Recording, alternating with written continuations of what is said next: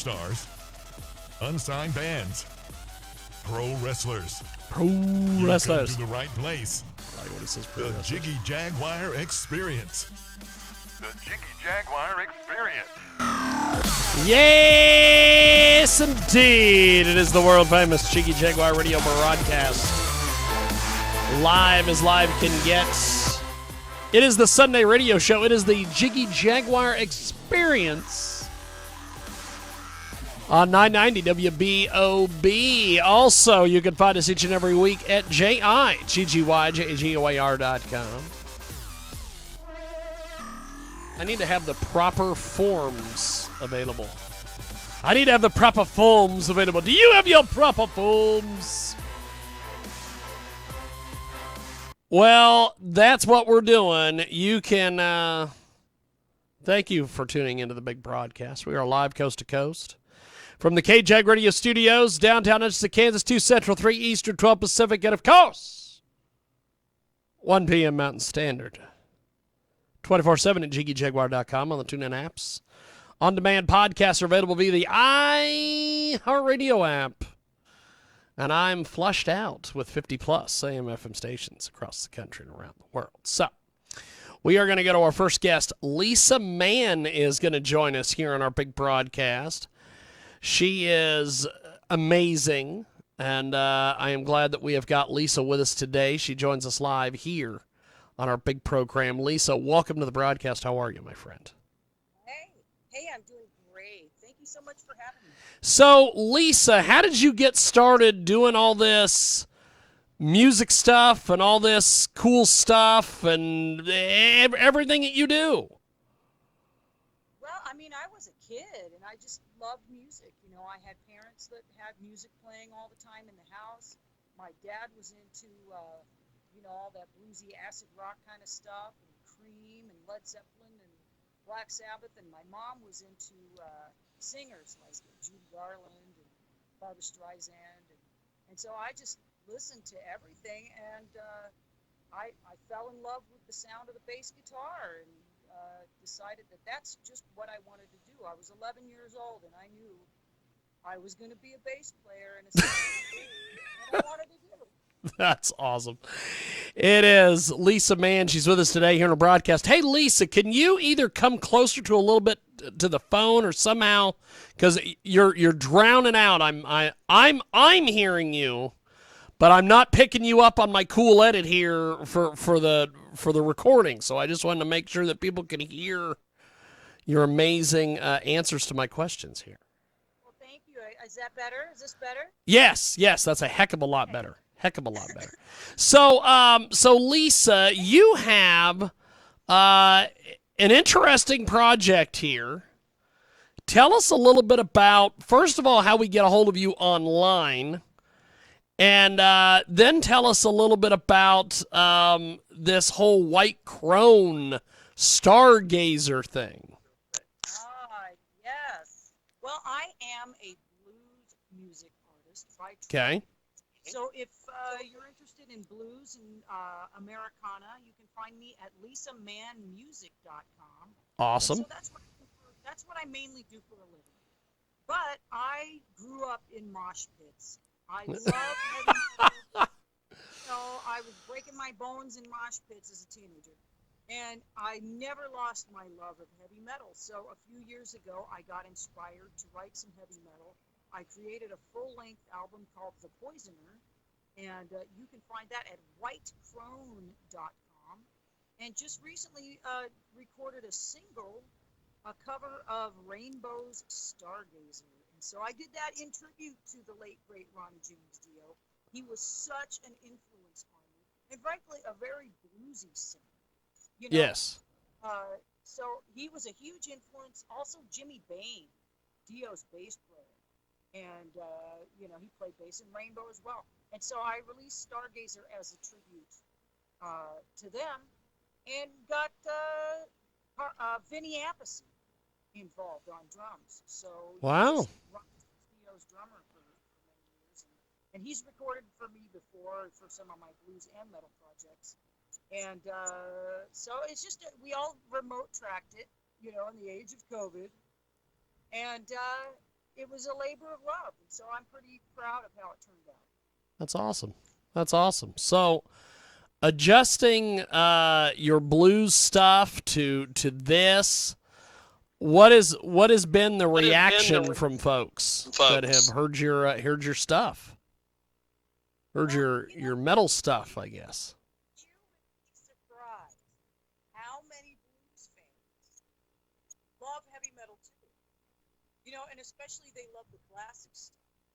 And that's where I'm coming from. I love the classic stuff. Judas Priest, Iron Maiden, Ronnie James Dio, Uriah Heep, all that old classic stuff. And actually, the guitar player on Stargazer is a guy named Alistair. He's been nominated and won a lot of awards for blues rock, for his work in blues rock. And we actually met. He played guitar for, there's a Grammy-nominated soul singer named Sugar Ray Ray. My husband is also a bass player, but my husband plays bass with Sugar Ray Ray. For the longest Wow. time, Alistair Green played guitar. And I went over to Europe, toured around the tour, and sent back up to Alistair and I became good friends, and he's a metalhead too, and he said, we got to work together. We got to work together.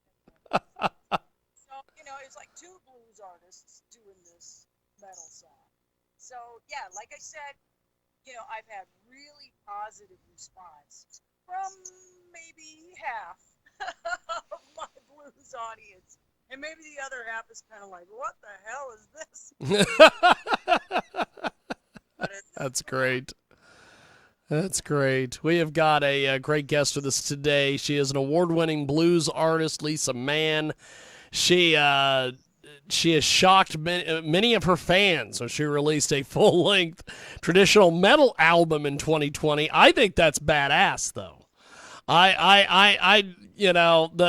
The people that, I've always said this, like when I have the when I have various people on this show that people don't want to hear from, I'll have radical right-wing people or progressive politicians, or I'll have rappers or porn stars or whatever. I'm like, if you don't like it, come back later. And so with you, you have so many interesting guests. It's like if you don't like the metal stuff, okay, that's cool. You're still gonna do blues stuff. It's okay. Pick your poison. So Lisa, this whole you can get this available in a digital format, whitecrone.com. Is that where we get everything? That's it. White Crone. It's Crone. It's my alter ego because I'm a woman of a certain age, and I'm pale as all get out. So that's why. So yeah, you can find it at whitecrone.com, but also my music is streaming. Spotify, Apple Music, Amazon, Napster, whatever streaming platform that you prefer. It's out there. Awesome. It is a great guest with us today.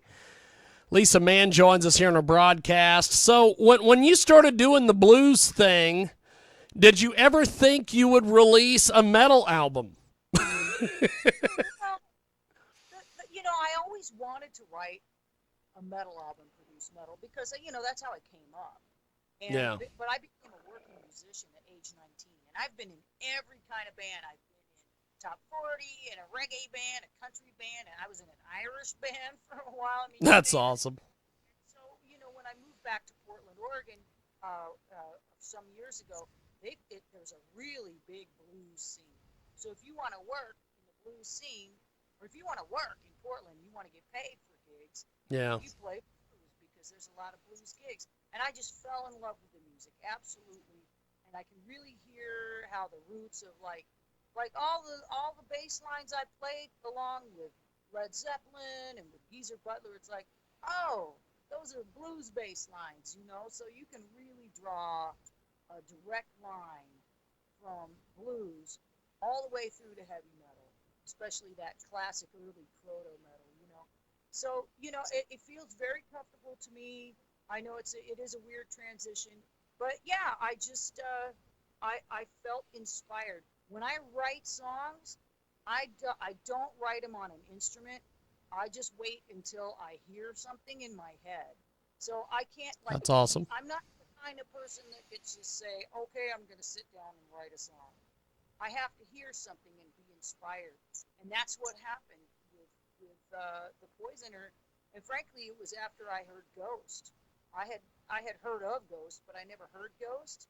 Yeah. And I started listening to Ghost, and I was like, this guy is weird, man. This guy is weird, man. And you know what? He doesn't care what anybody thinks about his music. He's just a creative songwriter. He puts disco in there and stuff, and it's just he doesn't care what people think about his songwriting. Yes. And I thought, why should I care? Why should I care? Why should I censor myself? And if there's anything I want to say to any artists out there, especially new artists, like, you get into this idea that you're supposed to sound a certain way or look a certain way. Yes. And you got to follow your muse, because there may be something special that you create that other people are going to want to hear. I mean, I wasn't even going to release this album to the public. I was just going to do it for myself. But after it started coming together, I thought, maybe there's other people who love that old classic metal. Maybe there's other people who are going to want to hear that too. So, that's my advice to anybody out there. If you think, I don't know, should I do this? It's like, just do it. That's great. That is fantastic. Well, Lisa, we are going to play some of this music. I'll tell you, you have got some really cool stuff here. So I think this will be, for the people that know your other stuff. This is not that big of a deal. It's I always thought music was music. Yeah. It's kind of what I always thought it was, but Yep, that's my philosophy too. Miles Davis, wasn't it him, said there's two kinds of music, good music and bad music. That's right. So, this album, how much of a following has this gotten so far as sales and things like that? Oh, well, for the Poisoner from last year, yeah, it's still very underground, I must say. So when I look at my algorithms and statistics, see how much Spotify play I'm getting compared to the Lisa Mann Blues, which I actually can supplement my living with Spotify and something like that. And I compare that to the White Crone. It's definitely not up there with the blues stuff. However, I made a lot of top 10 and top 5 end of year best of 2020 lists with the Poison. And so just to have these underground heavy metal websites like Every Metal and more that just I was stunned. They put me in their top 5 of the year for metal in 2020. Wow. And so that blew me away. That really blew me away. So the fact that it got a lot of critical acclaim, I got a lot of really excellent glowing reviews from a lot of different websites around the world, and that made me feel really, really good. I've been making records. That's what I do. I'm a recording artist. I make records, play live, and so I feel like the years that I've put into releasing blues albums really prepared me to produce a quality heavy metal album in that old school classic style. So I'm really grateful. Like I said, I wish I could say I'm making $1 million selling a whole ton of these things. Go to whitecrone.com and go to whitecrone.bandcamp.com and check it out. But the main thing is that every songwriter, we just want somebody to listen. We just want you to listen to it and enjoy it.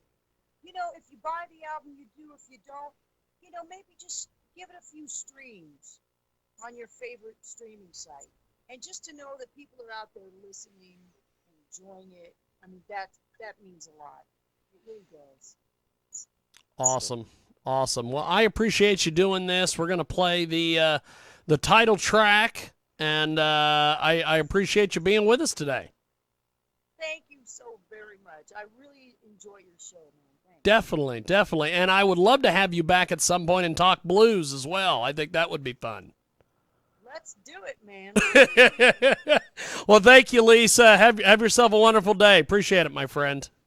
Thank you. Definitely.